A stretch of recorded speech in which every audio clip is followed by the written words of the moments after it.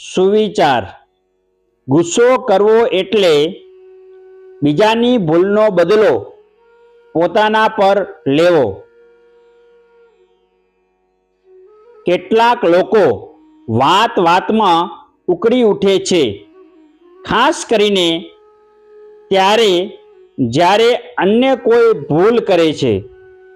પરિવારમાં મા બાપ પોતાના બાળકની ભૂલ થાય ત્યારે ગુસ્સો કરે છે. શાળામાં શિક્ષક વિદ્યાર્થીની ભૂલો સહન કરી શકતા નથી. ઓફિસમાં અધિકારીઓ નીચેના કર્મચારીઓની ભૂલો જોઈને ગુસ્સો કરે છે.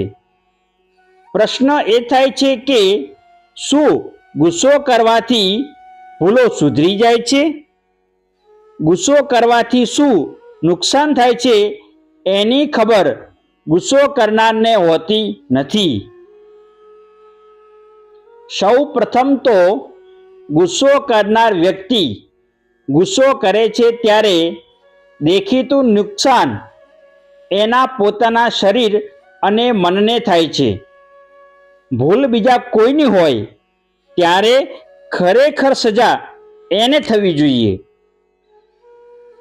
ગુસ્સો કરનાર વ્યક્તિ એ ભૂલી જાય છે કે બીજાની ભૂલની સજા એ ખુદને કરી રહ્યો છે. કોઈની ભૂલ થાય અને એ ગંભીર હોય ત્યારે ભૂલ કરનારને કહેવાના બીજા અનેક રસ્તા છે, પણ ગુસ્સો કરવો એ તો નરી મૂર્ખાઈ જ છે.